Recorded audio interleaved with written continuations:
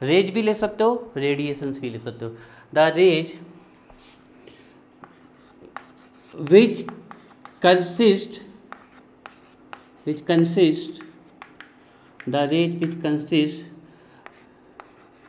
negative charged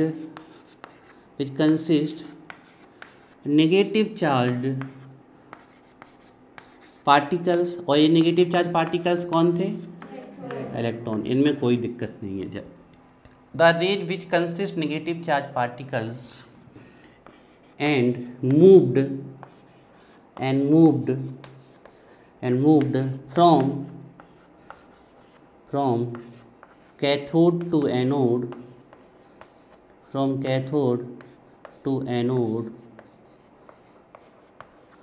called cathode rays,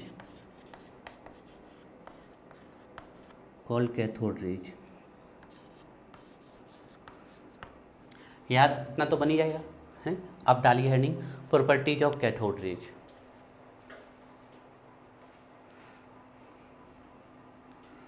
properties of cathode rays. The rays which consist negative charge particles and moved from cathode to anode called cathode rays, है ना। चलिए तो डालिए heading properties of cathode rays. Properties of cathode rays, properties of cathode rays. ठीक है, अब हम कुछ बातें पढ़ेंगे कैथोड रेज के बारे में। ठीक है, तो फर्स्ट पहली बात ये है कैथोड रेज के बारे में, लिखिए travel in straight line. Travel in straight line, ये सीधी लाइन में चलती है, रैंडमली मूव नहीं करती है, जिग मूव नहीं करती है। ये कैसे पता किया गया? क्योंकि जो चमक उत्पन्न हो रही थी वो सीधे कहाँ हो रही थी? आपके सामने, बिल्कुल जस्ट ये कैथोड और इसके जस्ट सामने। ऊपर नीचे कब, ऊपर तो कब गई, या हम कहते पॉजिटिव चार्ज इलेक्ट्रोड की तरफ तब गई जब उसको लगाया, नहीं तो तब तक वो कैसे जा रही थी? बिल्कुल सीधे। तो क्योंकि ये बिल्कुल डायरेक्ट यहीं पर स्ट्राइक कर रही थी वो ऐसे पता चल रहा था कि यहाँ पर आपका स्पार्क उत्पन्न हो रहा था, इल्यूमिनेशन, चमक उत्पन्न हो रही, तो कह दिया कि ट्रेवल इन स्ट्रेट लाइन। ये ध्यान रखना है, यही सेम लिखना है आपको एनोड में भी। एनोड भी कैसा ट्रेवल करता है? स्ट्रेट लाइन में ही ट्रेवल करता है। ठीक है, सेकंड पॉइंट लिखिए।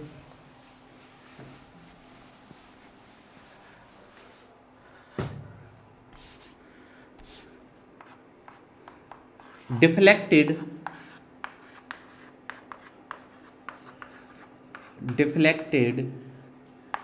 in magnetic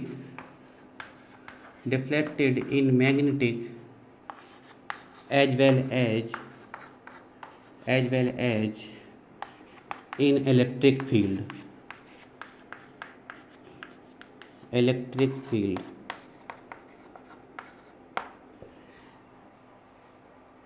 अगर कोई चीज़ मैग्नेटिक फील्ड में के लगाने पे और इलेक्ट्रिक फील्ड लगाने पे अपना रास्ता चेंज कर रही है, मतलब वो सीधी चलते हुए ऐसी मुड़ जाए या ऐसी मुड़ जाए, तो इसका निश्चित पक्का मतलब है उसके पास चार्ज है। क्योंकि मैग्नेटिक फील्ड किसको डिफ्लेक्ट करती है? ओनली चार्ज को। और इलेक्ट्रिक फील्ड भी सिर्फ किसको डिफ्लेक्ट करेगी? चार्ज। डिफ्लेक्शन से मतलब है आपका कि वो जैसा भी चल रहा है उस रास्ते को छोड़ के कहीं उल्टा सीधा कहीं मुड़ जाए, डिफ्लेक्शन हो जाए, है ना। इसको डेविएशन भी कह सकते हैं। तो ये दोनों फील्ड में डिफ्लेक्टेड होती हैं।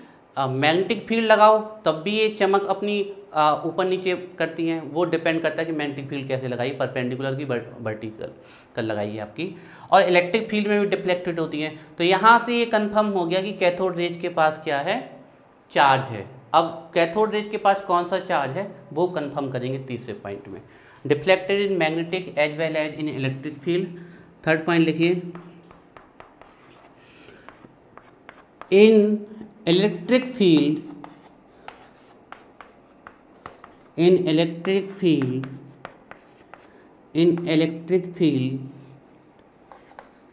Cathode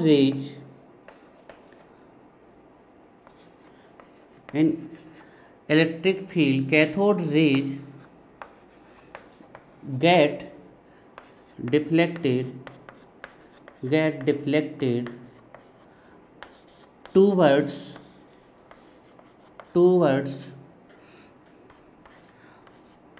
positive electrode,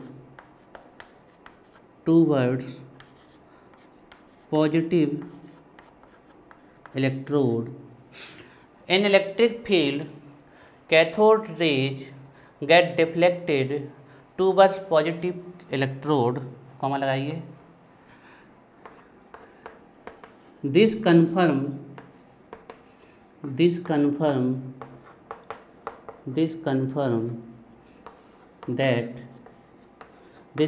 that cathode rays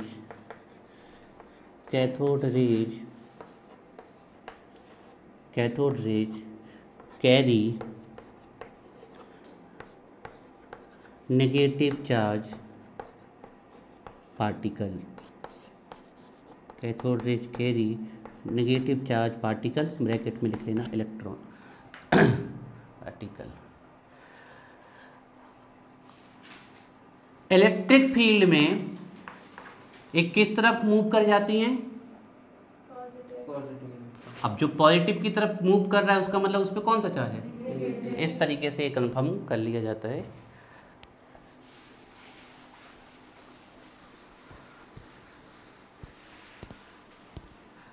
next point देखिए, 4th नंबर का पॉइंट.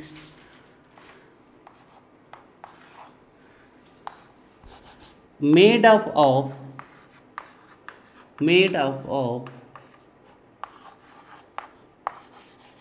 Material particle.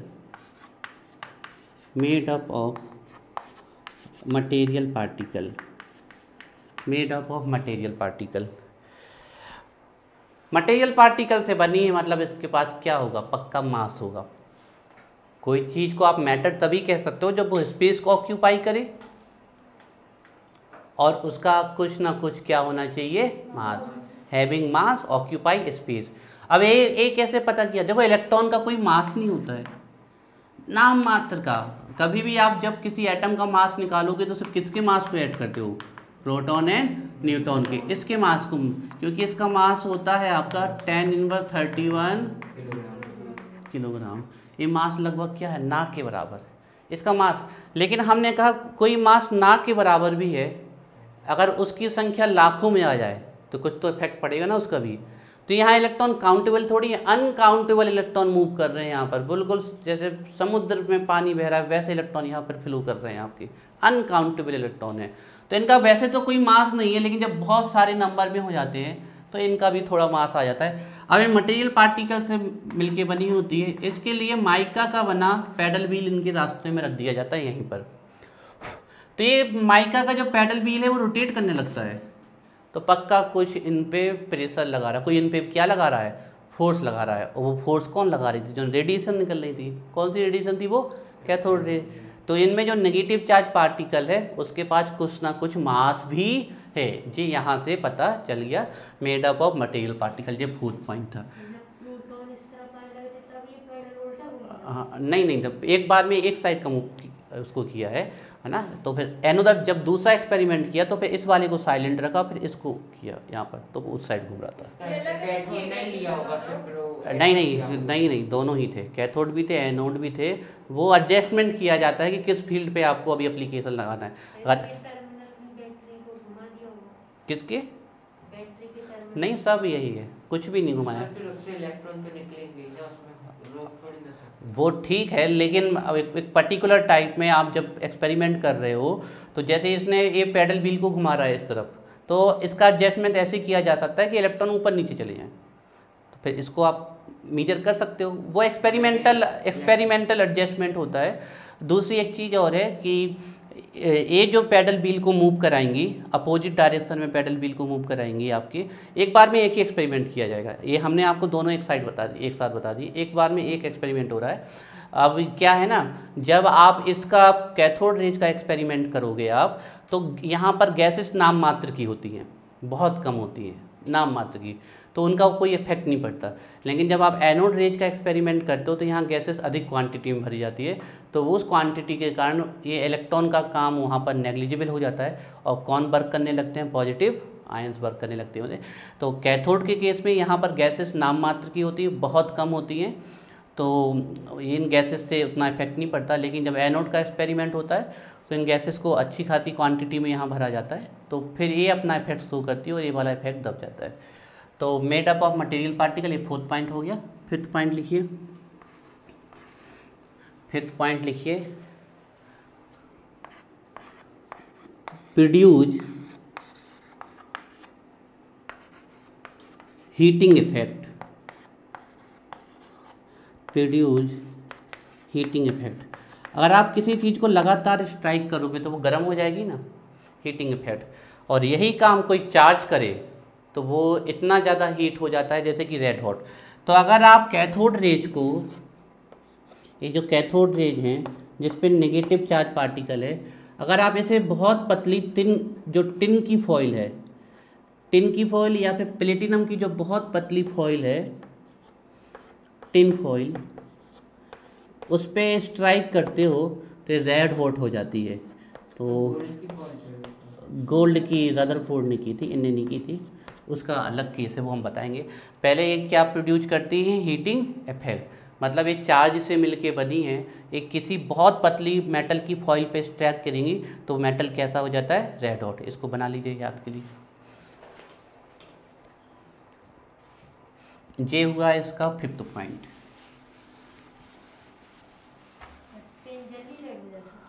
नहीं, ऐसा नहीं कह रहे, पर बहुत पतली फॉइल ली है ना, बहुत पतली, मेटल पतला है तो वो जल्दी से आपका रेड हॉट हो जाएगा। बहुत पतली, ऐसा नहीं कि खूब बड़े मेटल को ये रेड हॉट कर देती है, गर्म जरूर कर देगी लेकिन उतना नहीं कर पाएगी। तो बहुत पतला मेटल फॉइल है यहाँ पर, उसको ये रेड हॉट कर देती है। हाँ, वो silver foil, aluminium foil, packing, वो सिल्वर का वर्क, हाँ, उससे बढ़िया तो तुम्हें एल्यूमिनियम की पैकिंग फॉइल देख लो ना। ओके, हाँ, लगभग उतनी होती है, वो भी बहुत पतली होती है। आप इतना बड़ा एल्यूमिनियम की फॉइल को करोगे तो इतनी सी हो जाएगी सुकड़ के आपकी। ठीक है, वर्क उसको ही मान सकते हो। नेक्स्ट पॉइंट लिखिए, 6th पॉइंट लिखिए,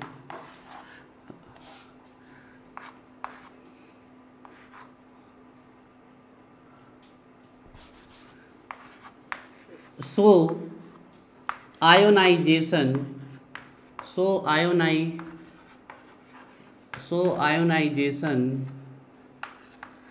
इफेक्ट ऑन गैसेस, वो तो हमने पहले ही देख लिया कि ये गैसेस को किस में कन्वर्ट कर देती है, पॉजिटिव चार्ज आयंस में। This is the ionisation.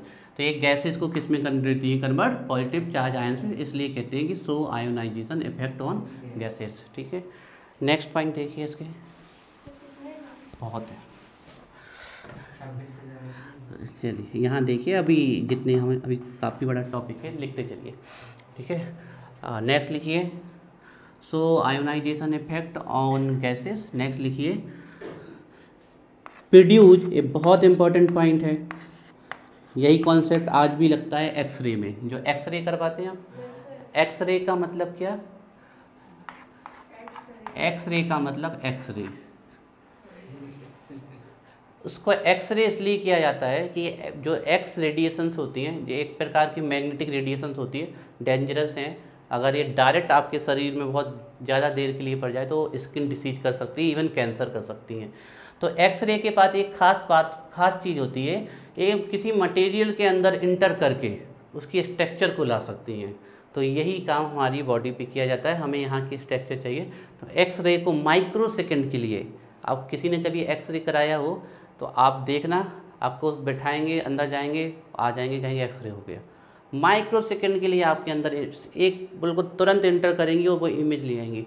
और हमारे यहाँ होता कि नहीं होता, लेकिन जिस पार्ट का एक्सरे होना है वहाँ एक विशेष टाइप का केमिकल लगाया जाता है जिससे वो एक्सरे स्किन को इफेक्ट ना करे। तो ये बहुत ही डेंजरस रे होती है। तो ये एक्सरे आखिरकार निकलती कैसे हैं उस मशीन से, तो जब आप कैथोड रेज को किसी हार्ड मेटल पे स्ट्राइक करते हो तो उस समय जो रेडिएशन प्रोड्यूस होती है, उन रेडिएशन में एक रेडिएशन एक्सरे भी होती है। तो produce X-ray produce X-ray when strike on hard metal surface। हाँ, कुछ मतलब ऐसा तो नहीं करे कि इतना लोकल क्वालिटी में होगा, लेकिन एक्सपेरिमेंट यही लगाया जा रहा है। Produce X-ray when strike on hard metal surface. ये मेटल कौन होते हैं जो इसमें लिए जाते हैं? जनरली टंगस्टन आप जानते हो, पहले बल्ब में लगाया जाता था तो फिलामेंट, इसका मेल्टिंग पॉइंट मैक्सिमम होता है अराउंड 2800 डिग्री सेल्सियस के आसपास इसका मेल्टिंग पॉइंट होता है। इसलिए आप देखते होगे कि बल्ब गर्म हो जाता है, लेकिन फिर भी वो जो टंगस्टन की वायर है वो मेल्ट नहीं होती है। हाँ, टंगस्टन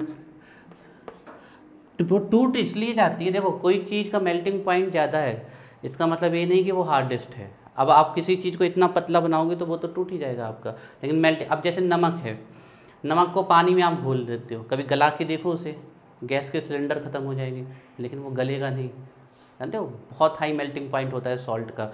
आप लोगों ने चना बनाने वाले को देखो तो वो जो चने को क्या करते हैं, भून देते हैं, तो वो पतली सी बालू लिए होते हैं और उसी में नमक भी डला होता है। अब इतना गर्म होता है लेकिन नमक मेल्ट नहीं होता। जैसे कि टंगस्टन का नाम होता है वुल्फेनामाइड, इसलिए आपका WS का साइन होता है। प्लेटिनम, कॉपर हालांकि उतना हार्ड मेटल नहीं है, एक्सेट्रा। जब इन मेटल पे स्ट्राइक करती हैं तो copper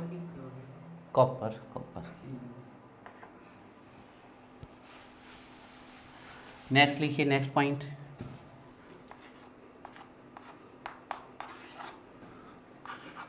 so fluorescence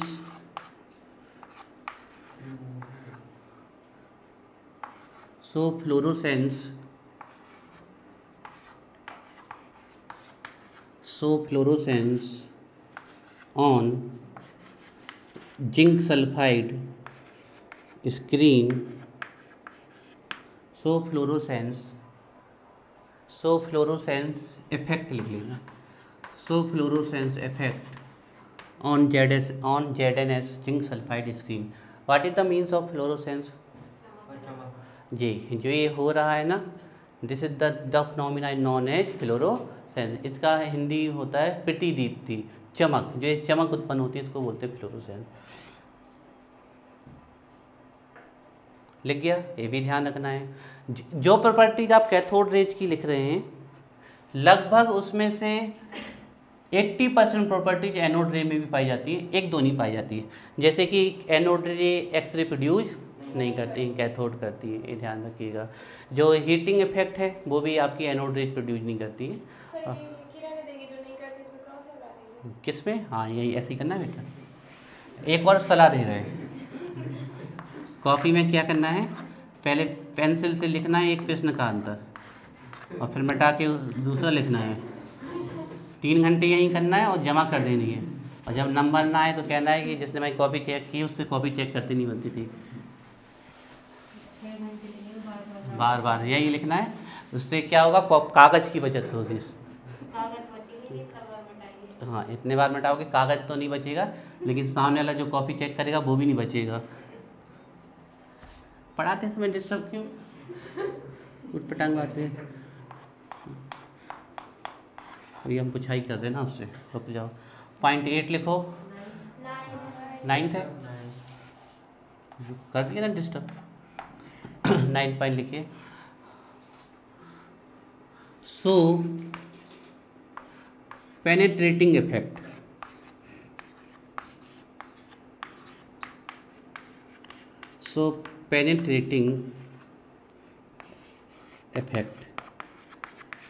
that is can easily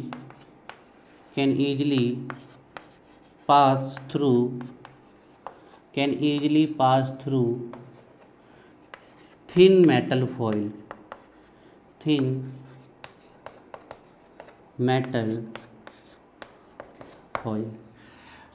इनके पास इतनी पावर होती है कि अगर आपने बहुत पतली मेटल की झिल्ली या पन्नी टाइप या लेयर टाइप कोई मेटल, बहुत पतला मेटल इसके सामने रख दिया तो ये उसको चीरते हुए क्या कर जाएंगे, निकल जाएंगी। इसी को बोलते हैं पेनिट्रेशन पावर। नहीं, कोई रसद नहीं होगा, सीधे ट्रेवल करते हैं। लेकिन वो मेटल कैसा होना चाहिए, थिन होना चाहिए, नहीं तो वो उस मेटल से टकराएंगे, उस मेटल को गर्म कर देंगे, जिसको हम बोलते हैं हीटिंग इफेक्ट करना। और अगर मेटल आपका हार्ड मेटल होगा तो वो एक्सरे जनरेट करने लगेंगी। तो so penetrating effect, pass through thin metal foil, ठीक है ना। कंक्लूजन लिखिए इसका। इन सब चीज़ों से क्या कंक्लूजन निकलता है, दो कंक्लूजन निकलते हैं जो हमने अभी तक इतना सारा ये पॉइंट लिखे। इससे कंक्लूजन ये निकल रहा है कि cathode ray negative charge particle से मिलकर बनी होती है, और उस नेगेटिव चार्ज पार्टिकल को नाम क्या दिया गया, इलेक्ट्रॉन दिया गया। और दूसरा बात, कैथोड रे में जो भी नेगेटिव चार्ज पार्टिकल है उसके पास मटेरियल प्रॉपर्टी है, मतलब उसके पास मास भी होता है लेकिन ना के बराबर। तो कंक्लूजन लिखेंगे,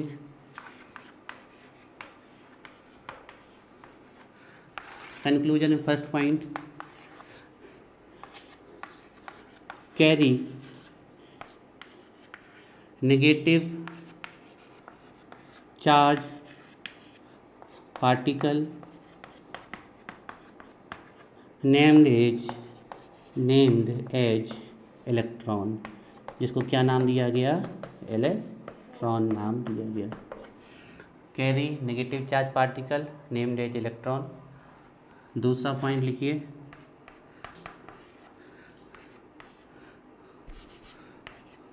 also consist material property भी कंसिस्ट की होती है। अब हमने अभी तक किसकी डिस्कवरी की है, इलेक्ट्रॉन की। अब इलेक्ट्रॉन में क्या क्या चीज़ें पाई जाती हैं उसकी डिस्कवरी करते हैं, ठीक है। ये हो गया, हाँ, इलेक्ट्रॉन में चार्ज पाया जाता, इलेक्ट्रॉन में मास पाया जाता, उसकी भी तो डिस्कवरी करनी है। अब यही डायग्राम आपका कैथोड में भी वर्क करेगा, एनोड में भी वर्क कर रहा है। हम इसको रख कर देते हैं, डालिए, इसमें हेडिंग डालिए, properties of electron, properties of negative charge particle, bracket में लिखना electron present in cathode rays. हाँ, इसी के कैथोड रेज के अंतर्गत ही है।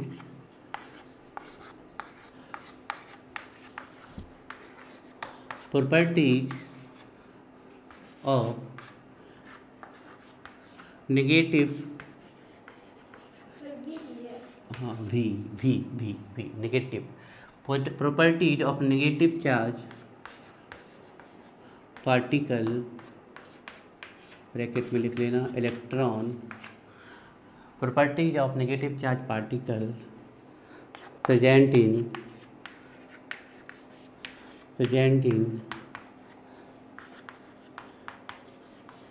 Cathode rays.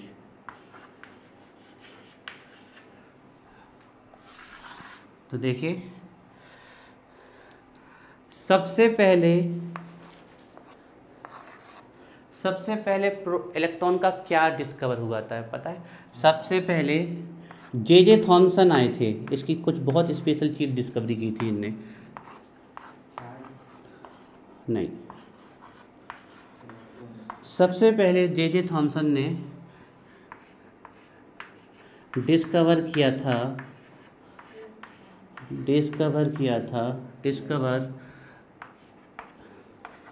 चार्ज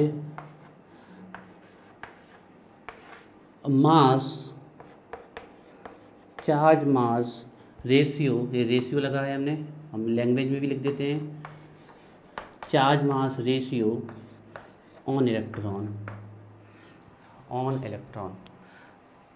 तो सबसे पहले किस चीज़ की डिस्कवरी हुई थी?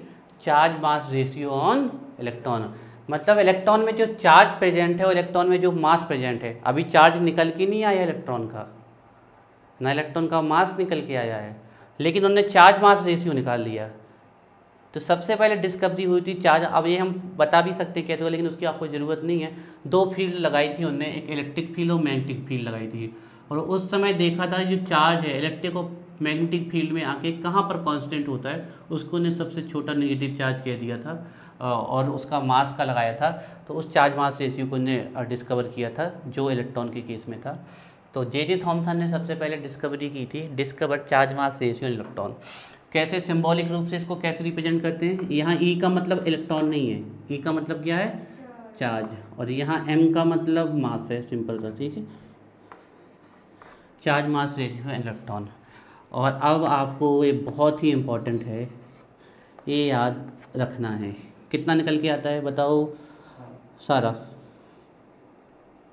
चार्ज मास रेशियो इलेक्ट्रॉन कितना होता है?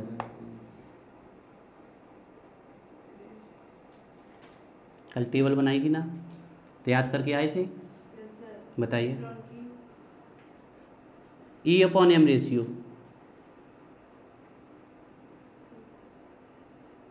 जीनत बताओ। 1.76 × 10⁸ बिल्कुल राइट, लिखिए। जे होता है charge mass ratio on electron. और हम आपको एक चीज़ बता दें, सबसे बड़ी खास बात, the ratio is constant.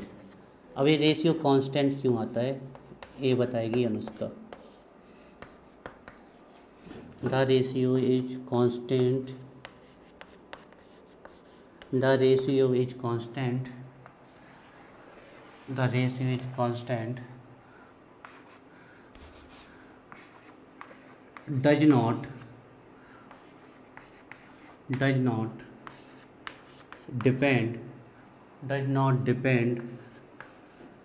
depend upon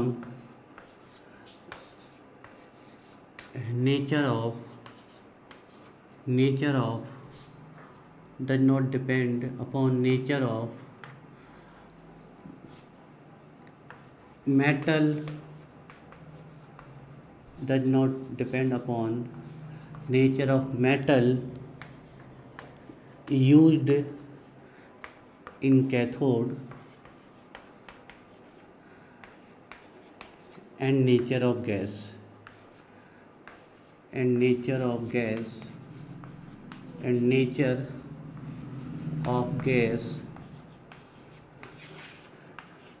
filled in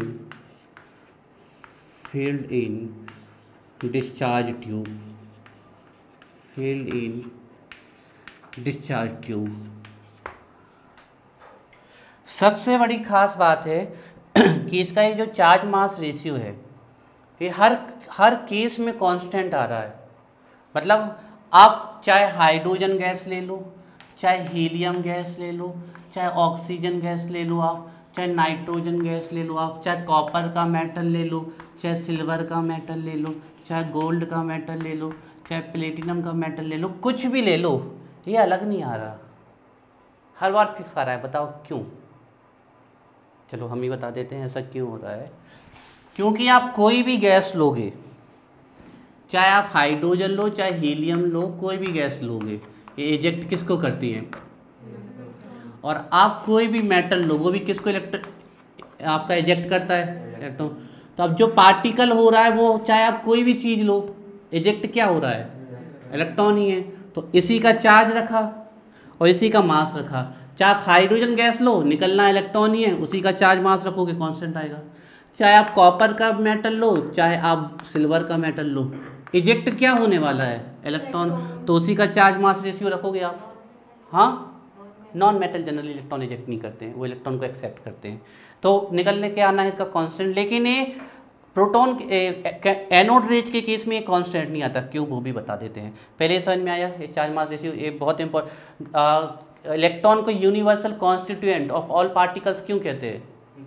इसी के कारण, इसके कारण, क्योंकि कोई भी चीज़ ले लो आप, उसका हमेशा चार्ज मास रेशियो क्या आएगा? इलेक्ट्रॉन के केस में फिक्स आएगा।